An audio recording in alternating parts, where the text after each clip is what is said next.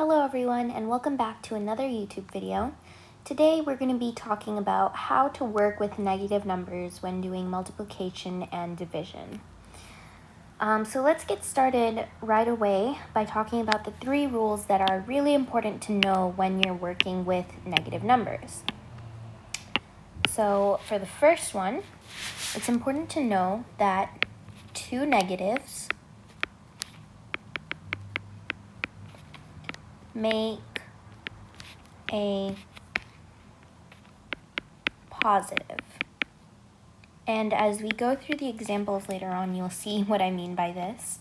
For the second one, it's that one negative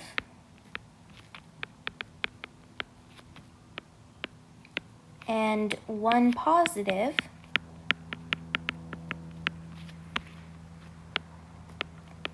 make a negative.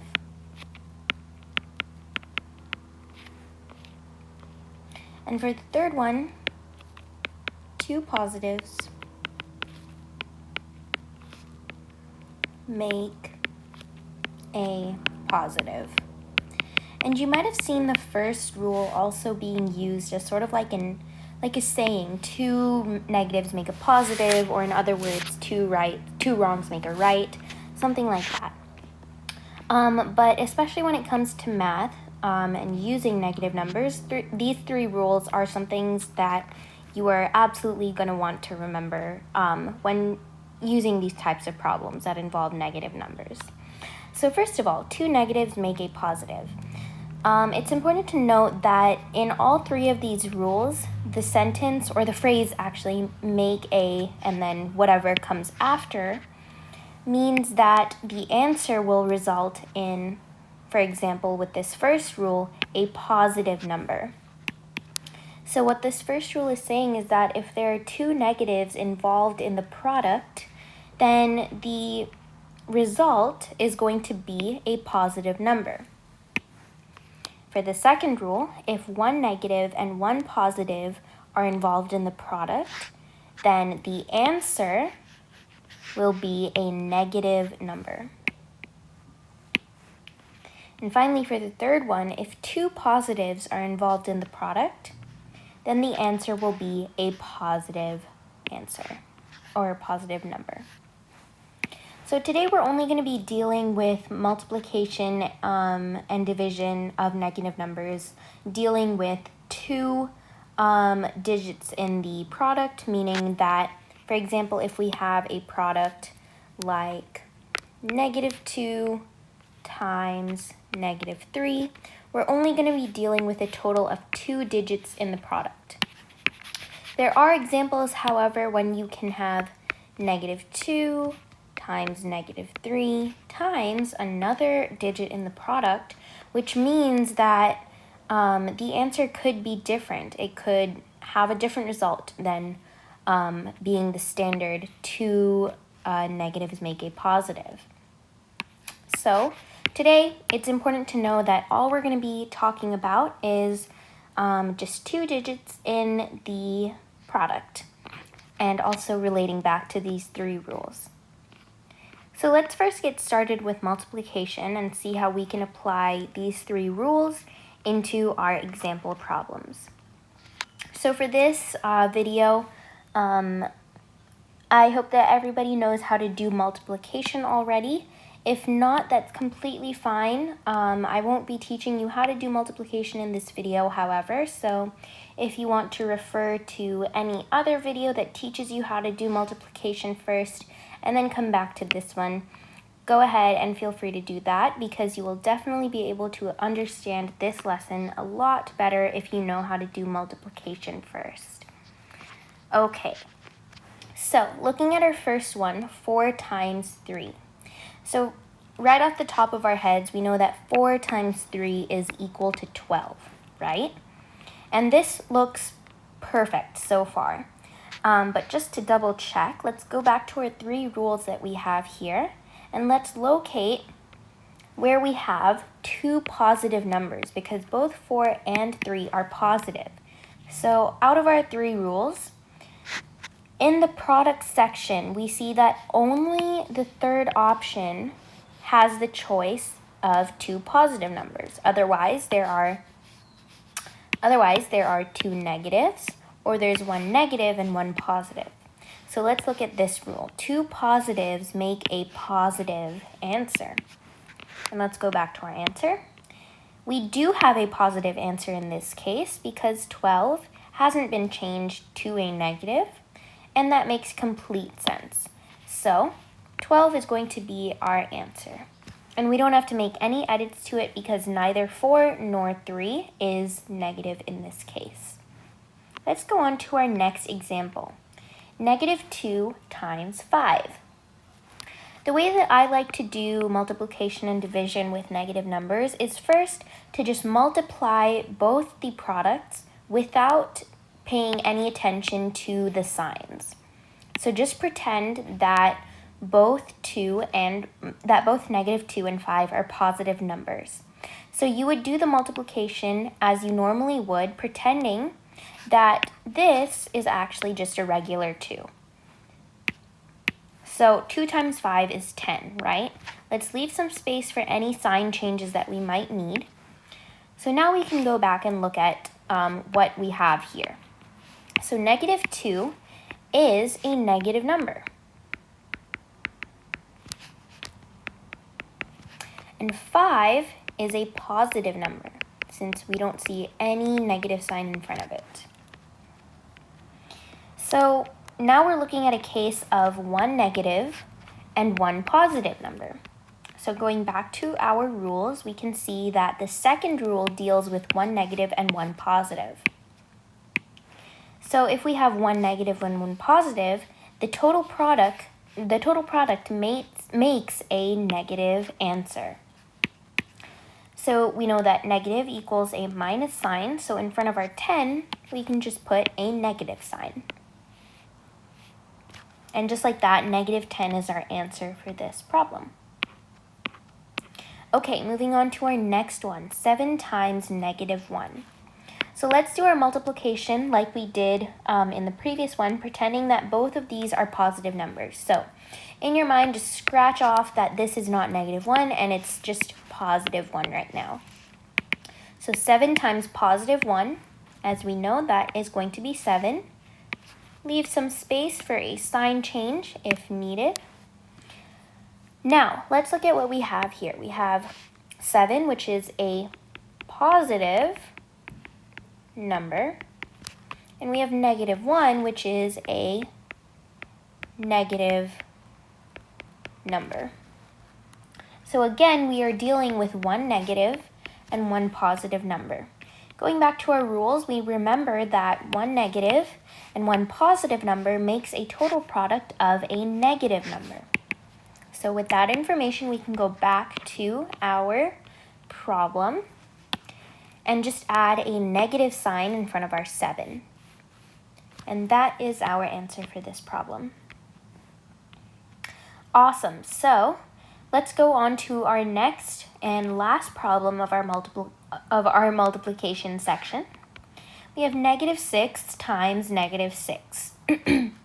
So again, like we did in the past problems, just pretend that these aren't -6s.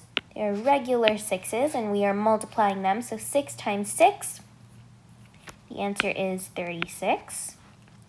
And now, if we go back and look at the signs, the negative signs, we realize that this is one negative number. And -6 is also another negative number. So here we have one negative and another negative. So a total of 2 negative numbers in our product. So going back to our rules, we need to find the rule that talks about 2 negatives in the products. And that one is right here. 2 negatives make a positive. Awesome. So we can realize that the answer will have a plus sign in front of it. And usually in math, if the answer has a plus sign in front of it, we don't usually leave that plus sign there. We actually just kind of ignore it and just assume that the answer is positive. Unlike the negative sign, if the answer was negative, we would leave it there, but since the answer is positive, we sort of just put a box around it, and that's our final answer. Okay, so now that we have finished with our multiplication section, let's move on to division. And remember, the same rules apply for both multiplication and division. I'll make a note of that. Multiplication and division rules with negative numbers. So let's continue on and do the problems from the division section. So the first one we have is 4 divided by 2.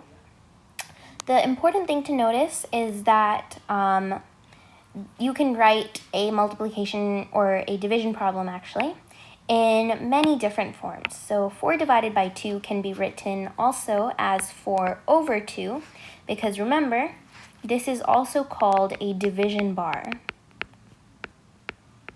So it can also be written by that.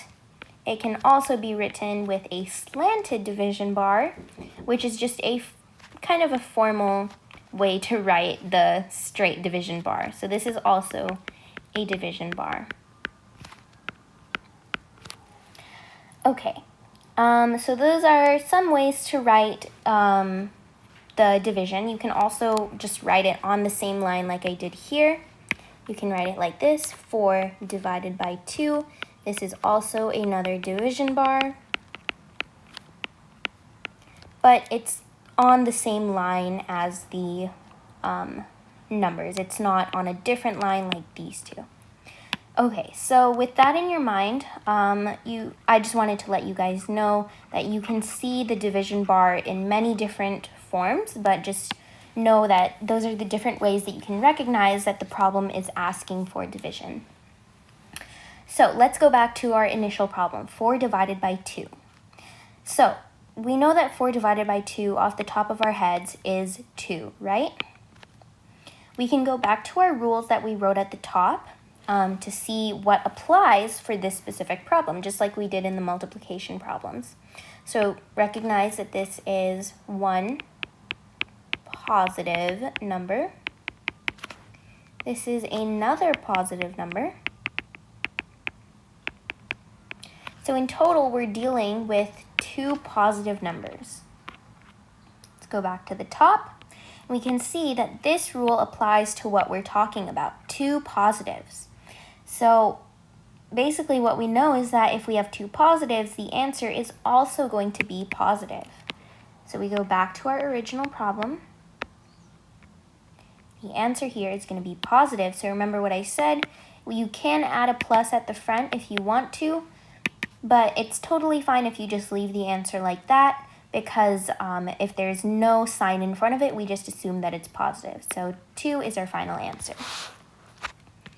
Okay, so let's go on to our next problem, which is -9 divided by 3. So let's take the problem as it is. You can also visualize it as 9 over 3, 9 over 3 like this, 9 divided by 3 on the same line. These are the different ways that you can view the problem. So if you recognized it, this problem, the answer to it is going to be 3, because 9 divided by 3 is 3. Now, talking about signs, we have our first number here, -9. -9 is a negative number, as indicated by the sign in front of the -9. And then we have 3, which is a positive number. So in total, we're dealing with 1 negative number and 1 positive number. So we can go back to our rules and see what applies. So remember, we are dealing with 1 negative and 1 positive number. So in total, our answer is going to be a negative number. So we can go back to our problem. And remember, it was a negative answer. So we just add a minus sign in front of the 3. And that means that -3 is our answer. Awesome, so we are down to our last two problems. We are almost done. Let's go ahead and talk about this one here, 11 divided by -1. So again, you can visualize it in a couple of different ways. 11 over 1, 11 with a slanted bar, 11 divided by 1 on the same line. Bunch of different ways that you can visualize it. Awesome, so 11 divided by 1, I'll give you 2 seconds to solve that problem in your head. Awesome, so we should have our answer by now.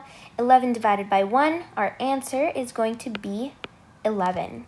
Oh, and I forgot to mention that we are ignoring the -1, and we're just thinking of it as a +1 until we can get to the negative signs. So 11 is our answer with ignoring the -1 and pretending it's a +1. But now that we've figured out that our answer is 11, we can go ahead and look back at our negatives and see what we can add to our answer. So 11 is a positive number. -1 obviously is a negative number. That means that we have one positive and one negative. We can go back to our rules. One positive, one negative we have right here. And in total, it makes a negative product. So remember that in the back of your heads, negative product. And if it's a negative product, all we do is attach that minus sign at the front of our answer. And that should be it for our answer. Okay, and finally, our last problem. This one is a little bit of a trickier one, especially since it's division and it's dealing with two negative numbers in this case. So let's go ahead and begin. First of all, what we're going to do is ignore the negative sign. So this is just going to be 14 divided by 7 for right now. And 14 divided by 7, you can visualize it like this, 14 over 7, 14 over 7 with the slanted, on the same line, however you want to view it. Quickly think of the answer, and I'm going to write it down. 14 divided by 7, our answer is going to be 2. Now what we're going to do is look back at our negative signs and see what we can do to finish our answer. So -14 is obviously a negative number. -7, another negative number. So in total, we have 2 negative numbers.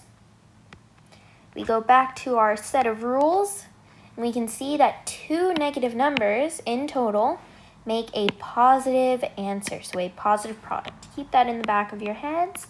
Scroll down to your problem. Awesome. So since it's a positive answer, we can leave it like that, or you don't even have to put the plus sign in front of the 2, and you can just leave your answer like that. So in total, our answer is 2. One trick that I often use for these types of problems with 2 negative signs is I actually put them in the fraction bar form with the division bar right here. And I kind of think of the negatives canceling out. So if you have one negative on top and one negative on the bottom, these two just cancel out because they're kind of like over each other. So if you're dividing a negative by a negative, the negative signs cancel out. So at that point, you don't even have to worry about the negative signs, and you can just do 14 divided by 7, which is what we did in our first step to get the answer of 2. So that is how, that's kind of like a quicker trick of solving these types of division problems. You don't have to use the trick. If you feel like doing this type would make a little more sense because it's easier to go step by step, go ahead and do that. But that sums it up for the video today. I hope that you learned a little bit more about how to do multiplication and division with negative numbers. Of course, we only covered how to do it with 2 digits this time. So next time we will definitely learn how to cover it with more digits than just 2, because obviously the more digits you add in the product, the more complicated it gets. So I look forward to seeing you guys here next time. Don't forget to like this video, subscribe, share this to anyone who you think it might benefit. And obviously, if you have any questions about the content that we're making, go ahead and email us. The email is linked down in the description box below. If you want to check out some of our other videos, feel free to explore our YouTube channel, but also all of our YouTube videos are linked in our website, and our website is also going to be in the description box below. That's it for this video. Check out our other videos and stay tuned for the next one.